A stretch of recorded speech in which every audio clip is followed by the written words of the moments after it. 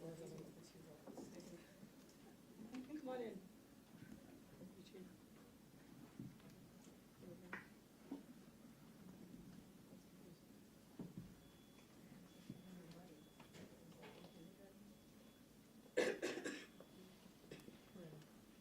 Good morning. I'm Tanya Tucker, Chief Financial Officer of Planned Parenthood of Illinois. I use she, her pronouns.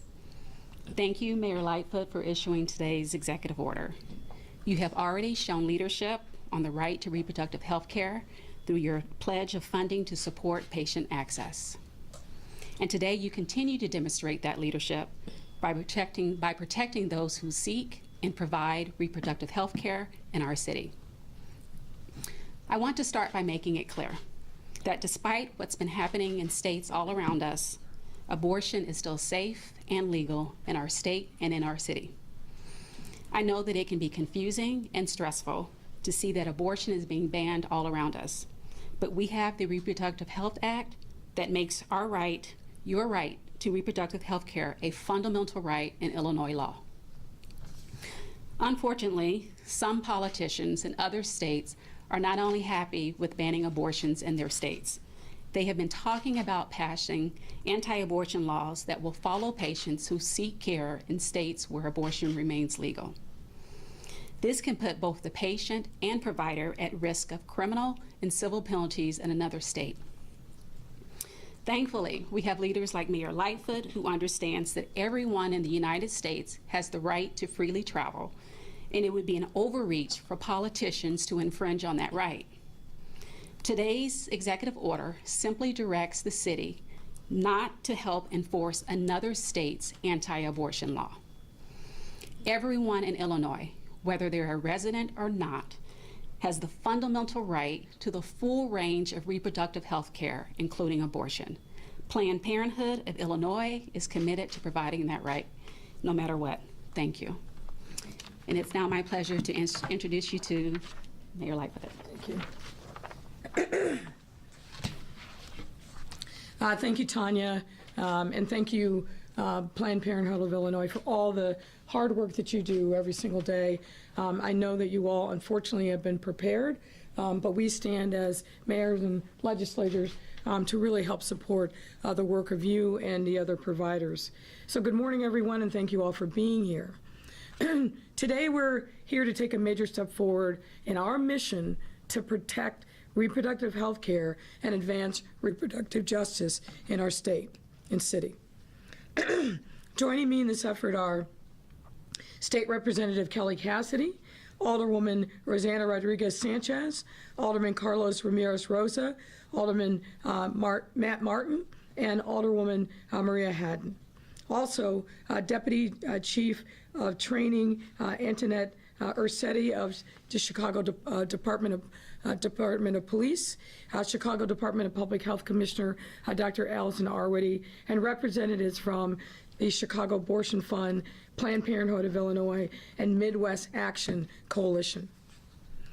The recent SCOTUS-Dobbs decision, that is the decision that struck down 50 years of precedent in overruling Roe v. Wade, has put the fundamental rights of women and people who become pregnant under attack all across our country. The decision not only overturned Roe, which had enshrined the fundamental right to safe and legal abortions for nearly 5 decades, as well as the right for individuals to decide for themselves when and if they wish to bear children. That human right has been stripped away for so many, prompting cities like Chicago and states like Illinois to stand up and become safe havens for a woman's right to choose and have unfettered access to reproductive health care. And we believe abortion is fundamental health care. We also must be a safe haven for individuals who are compelled to travel to Chicago from other states to seek the reproductive health care that they need and deserve, but cannot receive in their home states. That's why we are taking the action to ensure that abortion remains legal in our city and our state. At the same time, however, we recognize that in many other places across the country, this human right is being taken away. Quite frankly, it's horrifying to see on a daily basis the race to the bottom of many states, not only banning abortion, but making zero exception for the health and life of a mother, zero exception for victims of rape or incest. Never in my lifetime did I ever think that we would see the kind of horrific legislation that is gleefully being passed in states controlled by Republican legislatures and waiting to be signed by Republican governors. Now, I've already stated my commitment to continue safeguarding the right to abortion and reproductive, obstetric, and gynecological care here in our city. To make good on that commitment, we've already made a $500,000 investment to expand access to reproductive care here in Chicago. And I made the point when we did this that we would be coming to the City Council as part of our budget to even go further because we know the need is only going to increase exponentially. That's why today I'm proud to sign an executive order that will prohibit city departments, and in particular the Chicago Police Department and the Department of Public Health, from participating in any investigations or proceedings where states are seeking to civilly or criminally penalize women or others who are seeking reproductive health care in Illinois or Chicago. It amplifies the message that I want to those seeking and providing care to hear loud and clear. You have a right to make medical decisions without fear of retaliation, prosecution, or further harm, period. And while we cannot stop anti-abortion states from trying to take action in court against providers or patients in Chicago, we can ensure that as a city government, we are never complicit in aiding and abetting those efforts. And we are taking this action now because on a daily basis, the risk to women and others seeking reproductive care in our city is great and rising every single day. And while this executive order allows us to take swift action immediately, all of us recognize that we must codify this action into law. And I want to just praise and thank the alders who are gathered here today. Alderman Rodriguez Sanchez, Ramirez Rosa, Martin, and Haddon for helping to lead this important and necessary effort by introducing an ordinance that has the same effect in July. We will be working closely with them over the next few weeks to make sure that this gets codified into law in September at the September City Council meeting. We look forward to working together in partnership with them and with providers to make sure we get this right, and we send a very clear message. We will not collaborate with people who want to deny women's rights. And I also want to thank partners like Planned Parenthood of Illinois, the Chicago Abortion Fund, and others who have been preparing for this moment, unfortunately, for years, and will continue to do everything in their power to protect those exercising the right to choose. And while we know this is a critical step forward, we also know that there is more work to be done to achieve reproductive justice for all in Chicago. Toward that end, we are actively exploring options to protect our own employees from discrimination resulting in reproductive health care decisions, to strengthen the city's internal policies and practices around reproductive justice, and fortifying Chicago's reproductive health care infrastructure in and outside of city government. We also want to challenge the private sector to meet us in this moment to make sure that your employees have full and unfettered access to reproductive health care. We all must come together in this moment. We don't need fancy statements. We need action, tangible and concrete, that protect the right and access to reproductive care. And this can't just be something that the government is doing. The private sector the philanthropic sector, the nonprofit sector needs to join all of us in this moment to send a loud and clear message that truly we are a safe haven for reproductive care. So we have to continue to fight harder than ever to ensure that people can maintain control over their own bodies and continue to do everything in our power to support medical providers who are equally under attack. On my way in to work every day, I drive by a clinic, and every single day I look to see if women and people seeking reproductive care have free and fair access. And I'm going to tell you, the ones who want to shut this down, the ones who want to intimidate women, they're out there. They are out there. We have to meet their enthusiasm and passion with our own enthusiasm and passion and support for women and providers. So I want to take the final moment to speak directly to those medical providers working with pregnant people or those trying to conceive. We understand that you are under unjust and unfathomable scrutiny for the life-saving work that you do day in and day out. I want to publicly thank you for your commitment, for your service to protecting patients and saving lives. You are fulfilling your Hippocratic oath and making sure that women have true rights to choose. I also want to acknowledge those on the front lines, the volunteers, the clinic support staff who are providing information to patients seeking care and assisting with transportation, lodging, and other support services, and standing outside clinics day in and day out to shield patients from the absolutely horrific and egregious and harmful hate that too often surrounds them when they are walking in to take one of the most important decisions of their lives. In my view, the people that are on the front lines doing this work are heroes in our city, and we stand with you united. I also want to say this. I look forward to working with my friend Kelly Cassidy, who's been empowered to lead a working group in the House to make sure that the state of Illinois does its part and goes further to protect women's rights. Kelly Cassidy has been a champion of these issues for her entire adult life. She's absolutely the right choice to lead this effort. Kelly, we thank you, we salute you, and we all stand in unity with you to make sure that something good comes from this moment, that we strengthen our resolve as a city and as a state to get something done on behalf of women and their advocates. And at this time, I want to welcome Dr. Allison Arwady of the Chicago Department of Public Health to the podium to say a few words. Dr. Arwady.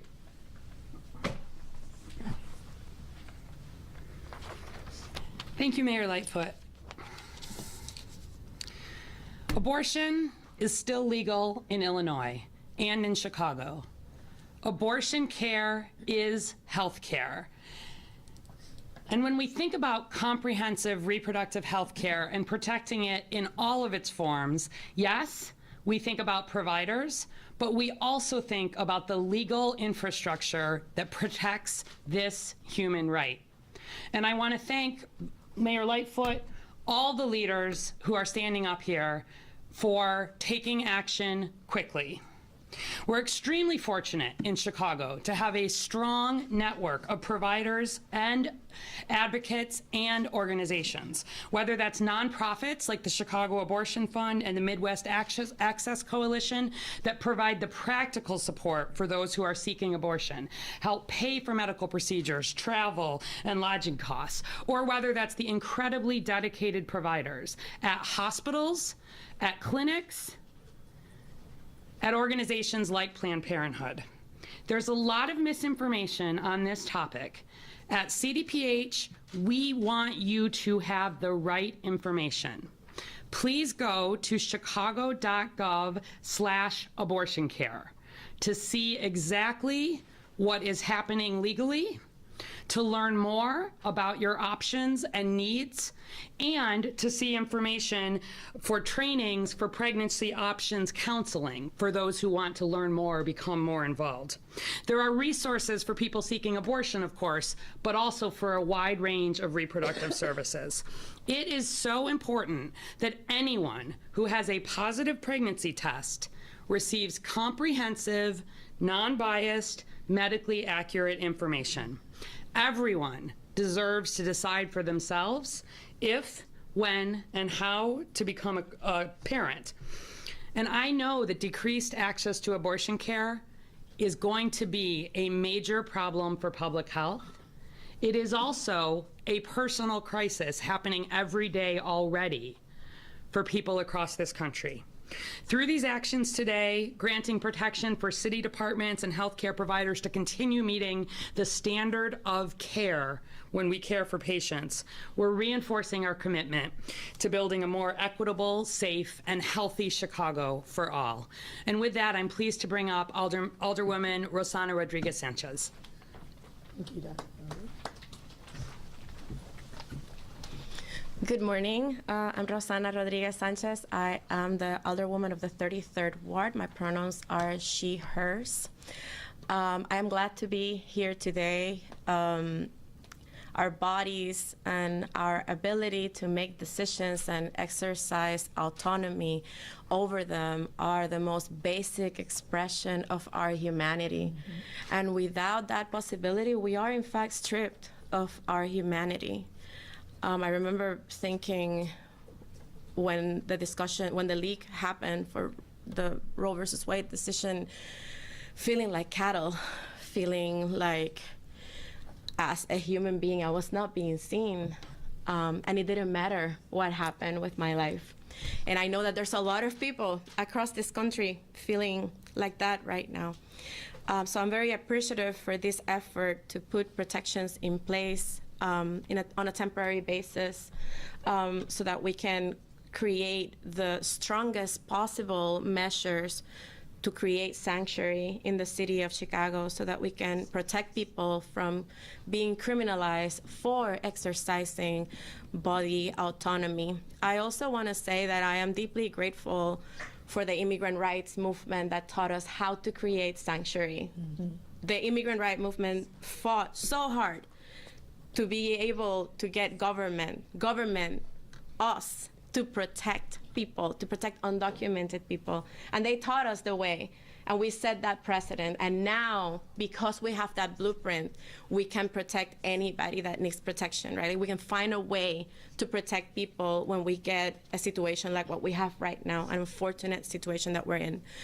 So I'm very appreciative of this effort to sign an executive order to put some protections in place, and I am looking forward to the collaborative work that needs to happen to create the strongest protections possible so that we can have sanctuary for abortion care and for gender-affirming care as well. Thank you.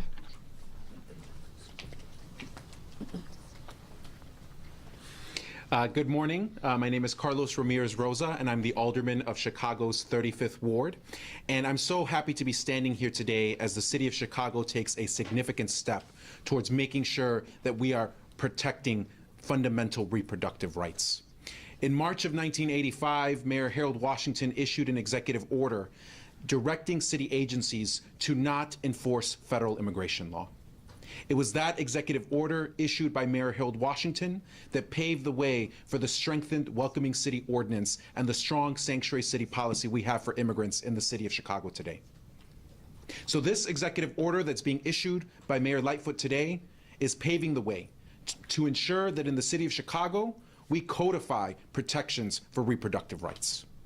I'm so grateful to Mayor Lightfoot for taking this step, for seeing the work that's occurring in our communities and understanding that our city must act. I look forward to working with Mayor Lightfoot, with the organizations that have been leading on this issue, with my colleagues, Alderwoman Rosana Rodriguez Sanchez, Maria Haddon, and Matt Martin, to push forward this type of protection into city code. Reproductive rights are human rights. Abortion care is an issue that impacts everyone. And we want to let the people of the United States know that in the city of Chicago, their fundamental rights are going to be respected. Thank you so much, Mayor Lightfoot, for signing this executive order today. Thank you. And next up, Alderman Matt Martin of the 47th Ward. Thank you, Alderman. Good morning, everybody. I'm Matt Martin, Alderman of the 47th Ward. In recent weeks, the same Republican politicians who claim to have a commitment to small and limited government have done the exact opposite when it comes to reproductive care and gender-affirming care. Across the Midwest and beyond, they have sought to criminalize the efforts of parents to support their trans kids, and as well as the efforts of doctors to provide basic health care to their pregnant patients. That is 100% contrary to the needs and the values of Chicagoans. I commend you, Mayor Lightfoot, for recognizing that the time to act is now. It's not tomorrow, a week from now, a month from now, it is today. And I look forward to continued partnership with you, with our various departments, my aldermanic colleagues, and community advocates. Today's executive order and the ordinance that we will be passing in September demonstrate Chicago's commitment to leading the way, not just in providing gender-affirming care, but also reproductive care, and most importantly, to protecting them. Thank you.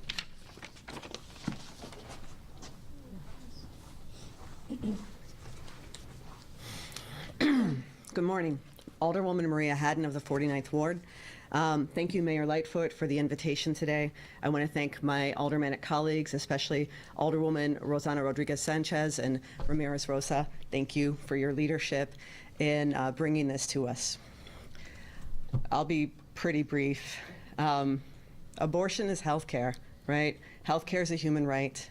And we in the city of Chicago have had lots of opportunities, I'll say, over the last several years to define what our rights are and what our values are here for our residents, and set the example for our state and for our country.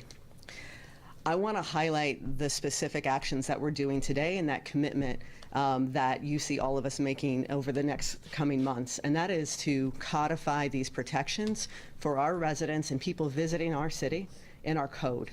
Our city code, it's really, it's long, it's boring, it's tedious. Most people don't spend a lot of time in it. But our city code is literally, right, it's our DNA. It's what we get to define. Our legislators, our executives, our departments, our residents, we have power over what this city is, what our departments do, what your legislators do, what our rights are, and what our opportunities are. And while these last couple of years have felt like we are just on the ropes, on the defensive all the time, know that this practice and this experience is also helping us train to be proactive, to be on the offensive, to set the stage and to create the city we want through our code for now and for 50 years in the future. We are being challenged like never before, and I personally am very honored to be a legislator in the Chicago City Council and have the opportunity to meet these challenges and define our city. Until our rights are enshrined in code, I think that's the lesson that we've seen at the federal level. We have missed opportunities to set our protections in code, and we're not going to miss that opportunity here in Chicago. So thank you to all of our partners here. Thank you, Mayor Lightfoot. And I think this is a call to action for all of our residents. This is the first step in protecting bodily autonomy, but we have other fights that we're fighting, right, and other changes that we want to see. So I look forward to continuing to work in partnership for this great city to make it something even greater. Thank you. Oh yeah, you switched the order on me, guys, over here. I want to welcome up, the mayor already had fantastic things to say about her, but my state representative, Kelly Cassidy.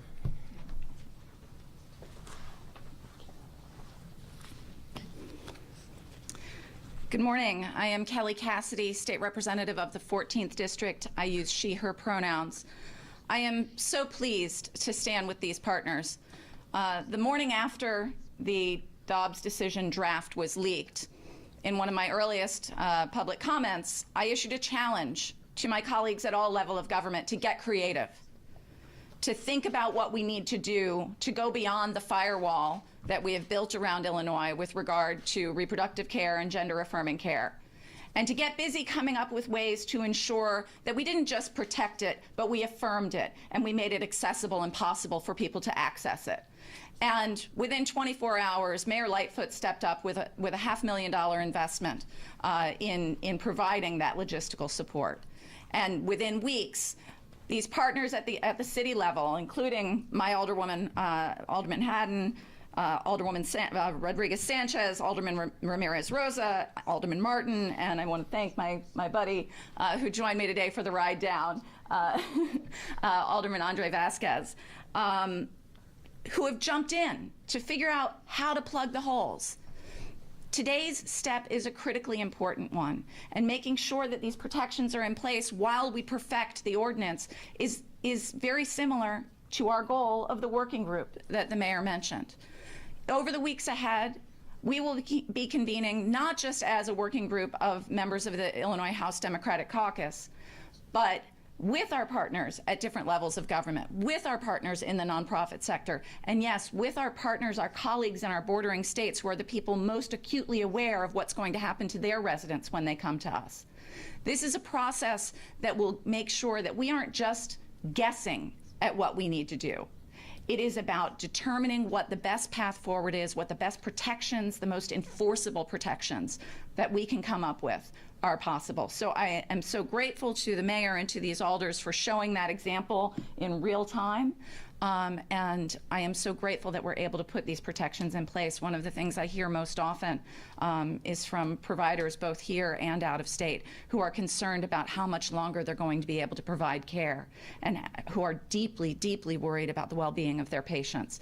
So everything that we can do to continue to not just affirm, as several of the speakers have said, in Illinois, abortion remains safe, legal, and accessible. And while as long as it's up to us, it will stay that way. I said when we passed the RHA, not on my watch. I'm still on watch, and so are all of these partners. I thank you.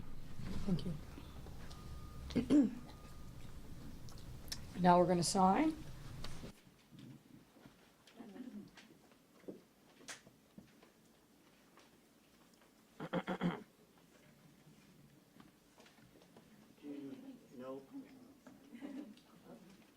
You're a tall guy.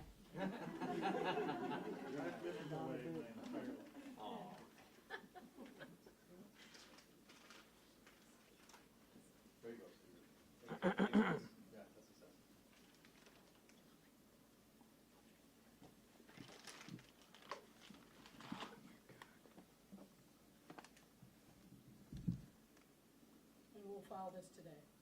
You can clap.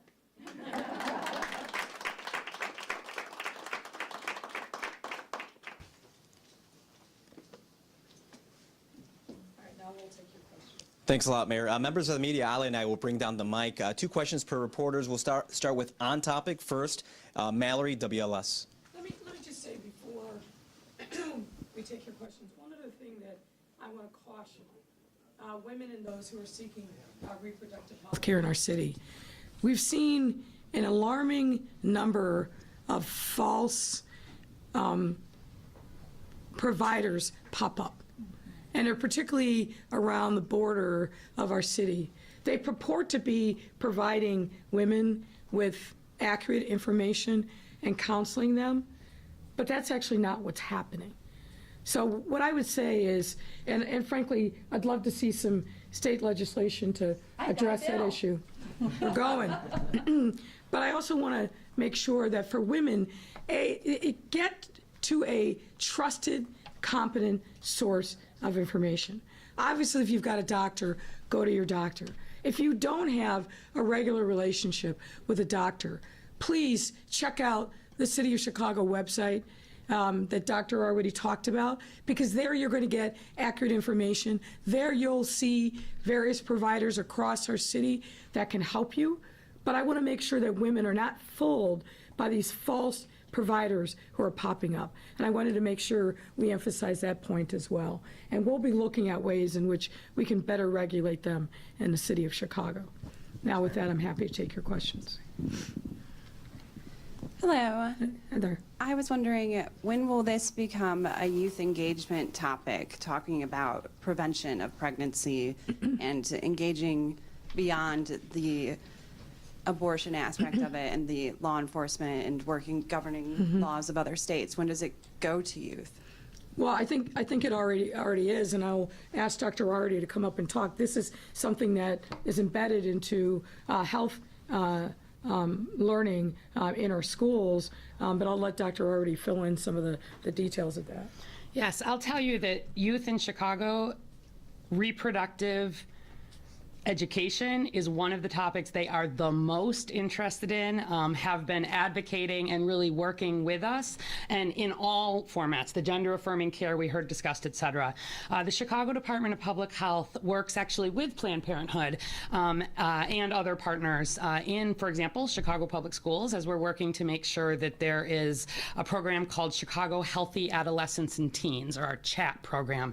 If you go to the website, you will see the information. But that's making sure that students and others are getting up-to-date information. We actually offer free sexually transmitted infection testing even within the school in a setting that protects people's privacy and gets them connected to care as needed. But we are very, very committed. And in fact, as we'll be working with the colleagues here around what will be coming next, Chicago Department of Public Health has also been looking at some of our programs across the reproductive health spectrum, including those that focus on youth, and looking at how we can further bolster those as well in the city of Chicago.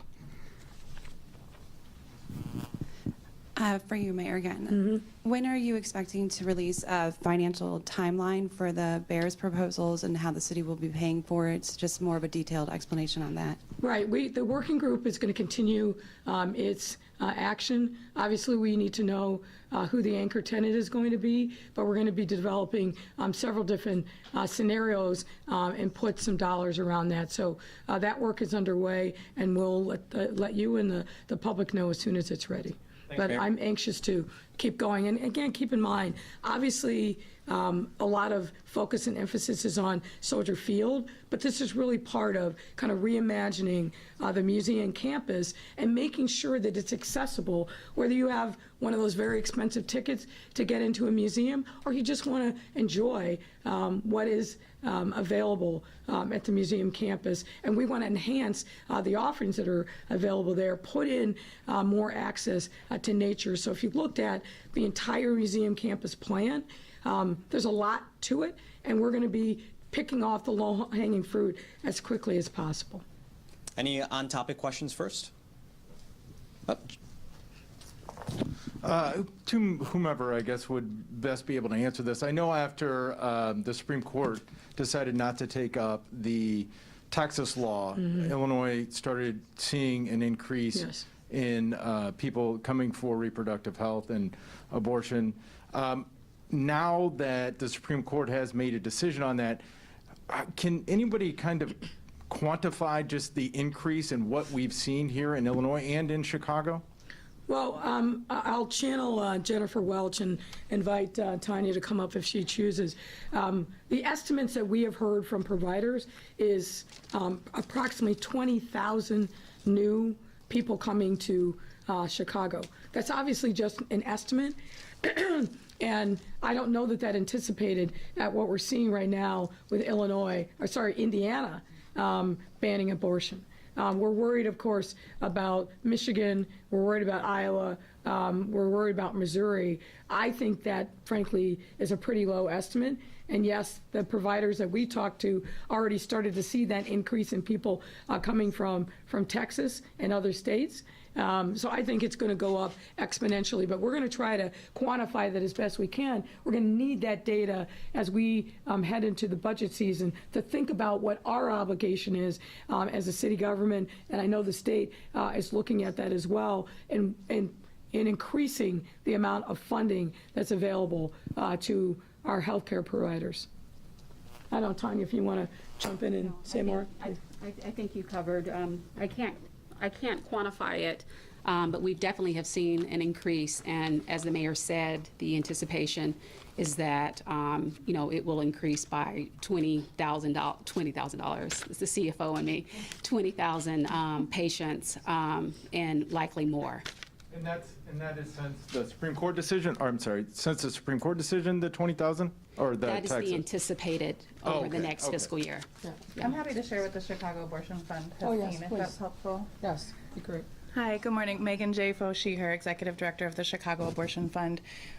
We typically would hear from around 100, 125 people a week post-leak.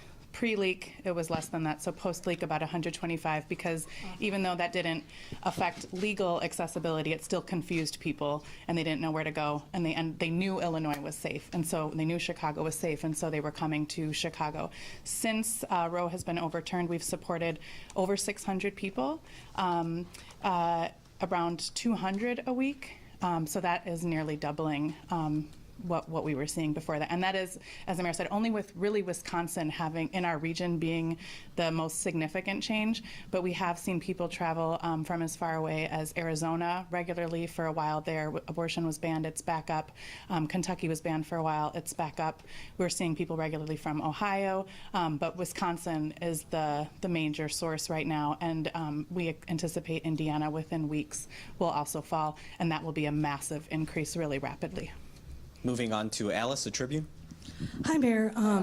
Just to clarify, do you also support the other ordinance from the Alderwoman to establish a $1 million abortion defense fund? And can you talk more broadly about moving forward what an annual appropriation for that should look like?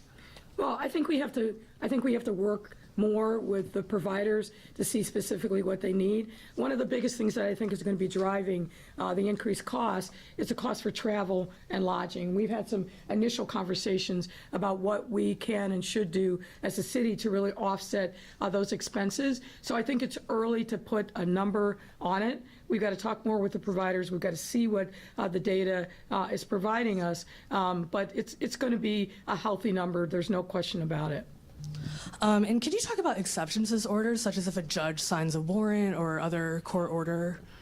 Yeah, there are some exceptions, but as I said to my team this morning, I'm concerned about validating an order from a state court judge in one of these states where they are clearly aggressively going after women's rights to choose. And look, in a number of these states, the judges are elected. They feel political pressure. So while we will obviously deal with a court order if we get it, we're not going to give the same kind of presumption that we might otherwise, because of the nature of how courts in some of these states have been incredibly politicized. We have to take a long, hard look at the facts and circumstances of any such order or inquiry that comes, but we want to make sure that we set the lines in an unambiguous way, that we're not going to be complicit in living out the dreams of another state that wants to criminalize women for seeking access to health care. And look, I'll just tell you two other things. You know, we have a sad history in this country of criminalizing people who flee a state to fulfill their God-given rights to freedom. And I think freedom of reproductive choice is one of those.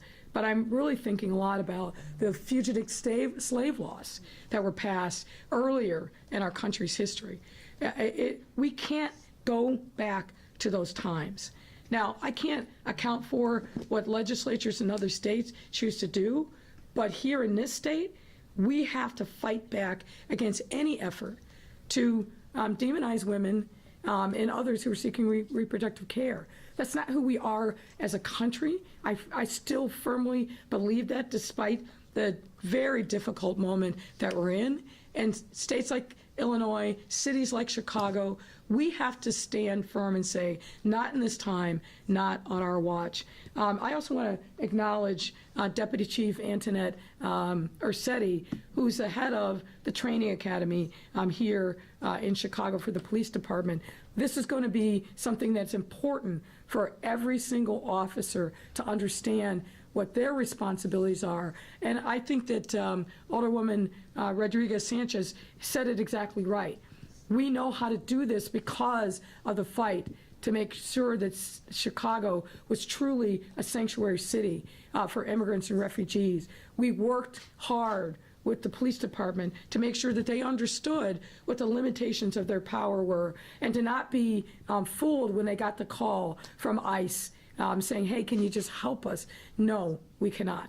And we got to do a similar thing in making sure that the general orders of the police department reflect the values of our city, and that the training also reflects the values of our city. And not only this executive order, but what will be codified in law. Those are going to be critically important. And again, looking to work to the state to make sure that the same kinds of controls are put in place across the state. So there's a lot that we need to do in collaboration with each other. But fundamentally, I'm going to be very dubious of an order that comes from a state court in a state where the politicization of the courts is really obvious. Justin Lawrence. Hi, Mayor. Just to be clear, are any of the things that would be the cooperation that would be prohibited under the executive order, has any of that happened in the recent weeks since Roe v. Wade was overturned? We haven't seen any specifics to my knowledge, but we want to be prepared and ready. Yes, come on. We don't want to wait until something happens. I haven't personally seen that, but we understand, and looking at the national landscape, what the potential is for terrible things to happen. What we have seen is, for example, the smear campaign against a doctor in Indiana in an effort to out her. What we have seen is, I was sent yesterday photos of an anti-abortion protester taking pictures of every license plate in a parking lot, with presumably the next goal being searching who those cars are and turning them in their states. So this is what we're up against, and this is what we have to anticipate for. Can I share a caller anecdote from that? Yeah, please.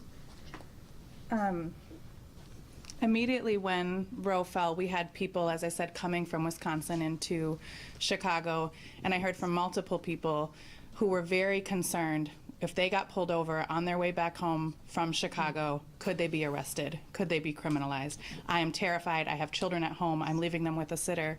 What if I get arrested and can't get home to my kids? So for the Chicago Abortion Fund to be able to say the city of Chicago will not participate in any kind of prosecution or criminalization of your medical choices and your access to health care is really important to make sure that people who are traveling here to access health care feel supported and held by the people of the city of Chicago. Okay, and then, just speaking to the urgency of this, is there any concern that an executive order would be more susceptible to a legal challenge than if it was codified? And with that in mind, should City Council maybe meet in August to codify this rather than the next meeting? Yeah, I don't have those concerns. Obviously, we didn't just sit in the mayor's office and draw up an executive order. We work with our law department, understanding kind of the metes and bounds of my abilities as the chief executive of the city to issue such an order, very similar to the executive order that I issued in advance of City Council taking action to eliminate the carve-outs in the Welcome in City ordinance. So I can't prevent someone from challenging it, but I feel very, very confident about our abilities to prevail should that challenge come. Diane, ABC. So, Mayor, just off topic, if I can. Actually, Dr. Arwady, if you don't mind. It's a Lala question. So, I noticed the CDPH signs for Lala saying, stay safe this weekend, don't use alone, test your drugs, carry Narcan. I've never seen that before. Can you elaborate? So, the Chicago Department of Public Health is all about limiting health risks and all health risks. People tend to think of us as COVID or infectious diseases, but we regularly see and have for years that young people who attend festivals often are feeling very free and often experiment in some cases with illicit substances. The problem is that so many of those illicit substances now are laced with fentanyl. Fentanyl is a very strong opioid, and so people who may routinely be on very strong pain medications or using heroin, if they have a medication laced with fentanyl, it can be dangerous but probably not fatal. But if you have a young person, for example, who does not routinely use opioids, and they experiment with a substance even once that they think is something that their friend is giving them, we are increasingly seeing fentanyl laced into those substances. People think this is just going to be a pill or something that helps them have fun. So the Chicago Department of Public Health has been distributing, and actually has distributed, hundreds of thousands of what are called fentanyl test strips. They're available free, including in our Chicago public libraries. You can get them without talking to anybody, that you can actually take a very small amount of the substance, put the strip in. If it turns a color, you know there's fentanyl in it, don't use it. And if somebody has an overdose, stops breathing, the way you treat that is with Narcan, which is nasal, you spray it up somebody's nose, and instantly, if it's an opioid overdose, you save their life.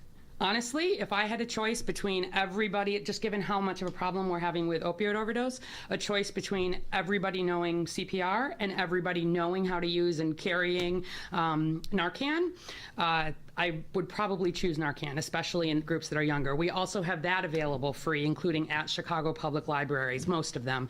And so I just want to encourage everybody during Lala, to be safe. COVID might be what is on people's minds, but every year, Lala is a surge of people into emergency departments, especially young people, in Chicago. Every year, we see young people end up admitted to the hospital because they've experimented at a time when we really just want people to have fun, but have fun safely. Thank you, Doctor. Mary Ann Ahern, NBC. Well, and on that last point, I feel compelled as the mother of a 14-year-old to say, don't even experiment. Don't pick it up. Don't try it. Go there, have fun, but using illicit drugs is a huge risk. And frankly, you don't know if you're one of those folks who's predisposed to addiction. So I would just say, go, have fun, but leave the drugs to the side. Don't do it. Go ahead. Will Mary you Ann. be at Lala? Yes. Any special ones you're looking for? I'll be there tonight to kick it off. And there's a couple of artists that I want to see. I'm looking forward to seeing Dua Lipa tomorrow night. And we have some special things planned for Sunday to kick off the K-pop artist who's coming. Not Metallica, Mayor? I was there last night. I have to tell you, I was there last night for the Metallica sound set. And I will say, as a kid of the 60s and 70s, I haven't heard Metallica in a long time. They brought it. It was a great little mini concert. They were sounding fantastic. Back to this topic, as long as you were talking about sure. Lala. I actually saw one of my colleagues, Charlie Wojciechowski, yesterday did a story about a Chicago law firm targeted by Texas lawmakers for providing abortion travel in Sidley and Austin, that they've been warned that we're going to come after you for this. Is this part of what you're talking about today? Yes. Look, I just think it's incredibly despicable, discouraging, disheartening that states like Texas are doing what they're doing and passing really draconian laws that not only deny access to reproductive services, but have no conscience or heart for the exceptions. Unfortunately, rape is still very present in our society. Incest, like the thing we don't want to talk about, but is very much present in our society. We also know that through no fault of their own, sometimes women have difficult pregnancies that put their lives at stake. So even if you believe in that life begins at the moment of conception, to have no heart for the circumstances of women that threaten and imperil them, the circumstances of girls, right? The story of the 10-year-old who's being compelled to carry a baby to term. You got to be kidding me. So when I think about that, I worry about what's going to happen. And threats and intimidation on people who are doing what they believe is their conscience. And I think Alderman Martin said it right. These legislators of Republican origin preach small government, preach freedom, preach not the state not interfering with individual rights. This has turned all of that on its head and shows the hypocrisy of the political ethos of these folks.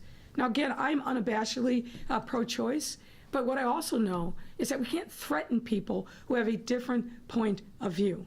And for these states to try to go after, particularly an esteemed law firm like Sidley, it's just unconscionable. So we're going to stand, we're going to support them, and we are not going to cooperate. We, the collective we, not our government, and frankly not any of these providers.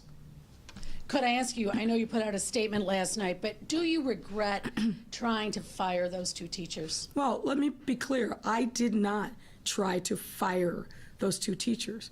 That solely is in the province of the CPS and the board. What I feel very strongly about, particularly in light of recent history at CPS, is CPS and the board must stand for protecting and safeguarding its students. That means that the rules that have been put in place around parental consent, the rules that have been put in place around not allowing adults to have access to the children that have not been properly vetted, and making sure that we are creating an environment in the schools, and the school is not just the 4 walls of the building, but in activities, that those rules are upheld. That I feel very, very strongly about. The Board of Education heard the allegations, heard the evidence, took action, and we have to respect that decision and move forward. We have, in CPS, we have many, many, many, many more and important and bigger issues to tackle to make sure that we are moving forward in the right direction and helping the students who've had, I think, some very challenging times over these last 2 years. Can I just finally ask you about the DPI chair battle brewing? Yeah. Where do you stand on that? Well, look, I'm not a member of the State Central Committee, but I've been very, very clear. I support Robin Kelly. I think she's done a tremendous job as chair. There's a myth out there that she hasn't raised any money, but she's raised $2.4 million in less than a year. But fundamentally, what I would say is what Democrats should be focused on is unity. We should be focused on doing everything that we can to win in November. And selfishly, as the mayor of this city, what I care about is making sure that there's no issues whatsoever that impede our ability to get the Democratic Convention here in Chicago. We heard loud and clear from Jamie Harrison, the chair. We heard loud and clear from other members of the body that's going to be making the recommendation to President Biden that unity and no distractions is a critical thing that they're looking at for every city. So I worry that this falls into one of those forbidden topics of disunity, a distraction. We need to be focused on uniting, moving forward together. Aaron, Hyde Park Herald. Thank you. Hi, Mayor. Wanted to ask about monkeypox. People are being asked to quarantine if they've got it or isolate for 3 weeks. Obviously, a lot of people can work from home at this point, but a lot of people can't if they're essential workers or work in restaurants or something like that. The city's sick leave ordinance covers 40 hours, up to 40 hours in the first year, up to 60 hours in the second year. They may have to miss work. The anti-retaliation ordinance will protect them against being fired for this, but they may miss out on income. Is the city doing anything or considering doing anything to protect people who are missing out on income? Is there a possibility of having to isolate? And obviously this extends beyond monkeypox to people who, may be chronically ill or something like that too. It does illustrate a shortcoming of the city's paid sick leave though. Yeah, we are looking obviously at this issue and making sure that we're doing everything we can to support our workers who may become infected. That's a conversation that is ongoing with CDPH, with the Department of Human Resources, and also obviously the mayor's office. And really, we're going to follow the lead of Dr. Arty and her team at CDPH to make sure that we are doing what makes sense under the circumstances to accommodate these workers who may become affected. We had to do a lot to pivot during COVID, and we'll do the same kinds of things to make sure we're accommodating people regarding monkeypox. I don't know, Dr. Arda, you want to add to that? Yeah, I'll just add, at the moment, there is the amount of sick leave, and then most often if employees are needing time beyond that, we're more often looking at things like FMLA, et cetera. I will note Family and Medical Leave Act that allows people, it's not the same as paid sick leave, but it provides protections, et cetera. But what I will say is that if there are individuals out there, whether it's COVID, whether it's monkeypox, who are needing potential help with support around quarantine or isolation needs, we continue to direct them to our call line, 312-746-4835. We have a very active resource hub initially set up around folks who have HIV or need help related to sexually transmitted infections. That group in particular has been expanding sort of knowledge and resources for people who may be in that situation. So I would encourage, if you are needing help, reach out. It's not always straightforward, but we can work to try to identify where there are resources to support that. And in the meantime, the larger city, the city policy, the sick leaves, of course, get negotiated, et cetera. But we're careful to make sure that we can protect the rights of people even when they're ill. And secondly, for Dr. Arwady, we've got market days coming up at a week at this point. We've got hundreds of thousands of gay men, bisexual men, men who have sex with men coming to Chicago for all kinds of reasons that I could elucidate, but you know them as well as I do. What's going to be the public health response to this in the context of the monkeypox outbreak, which is not, of course, killing people, but is causing serious pain for a lot of people if they contract it, and numbers are only going up, up. That's right. So I'm actually, in 8 minutes, I'm starting a Facebook Live that's going to be focused partly on monkeypox, so you can get more information there, but very high level. Number one is making sure that if you are having a new rash or new sores, you're not sure what it is, go get tested. We've seen big increases in testing, and if you get tested and you test positive, the Chicago Department of Public Health can work very quickly to vaccinate any of your known contacts. If you're having sex or intimate contacts, make sure you have that contact information for people so we can do that quickly. And then in addition, we'd gotten about 5,000 doses of monkeypox vaccine prior to this last weekend total. We got 15,000 that came in over the weekend. We've been putting out, 1,000 every day. It's really going out very quickly. And I expect the federal government either today or tomorrow to announce an additional supply, which we're hoping will be in the tens of thousands for additional vaccine doses. But the top line is that we still do not have enough vaccine for everybody who may want one. And vaccine is being prioritized first and foremost for any contacts of anybody with diagnosed monkeypox, and then secondly for men who have sex with men who also have another risk factor, whether that's having anonymous or multiple partners, whether that's having intimate contact in a sexual or social setting, or exchanging sex for money or other goods. And so we're working with a lot of partners, including in advance of market days, to get more out about that. Can you just talk a little bit more, Dr. Arwady, about what CDPH has already been doing with clinicians and providers that serve this community? Yeah, absolutely. So we have been working very closely with advocates and clinicians and have distributed vaccine to more than 20 and now counting as vaccine is coming up, providers who especially serve a lot of men who have sex with men. We also have been taking some of the approaches that we did during COVID and bringing some mobile vaccine out to settings that we know may be higher risk, or there may be people engaging in activities where they may not know that they have been exposed or may not know those contacts. So that will continue to ramp up. It's a combination of making sure there's vaccine available across the city and to the people most at risk. But I've got to emphasize, please get tested, because if any provider can test you in the city of Chicago, it doesn't have to be somebody special. It's a swab of a lesion lesion. And if that is positive, we can work quickly in what's called a ring vaccination strategy to vaccinate everybody who is close contact around you.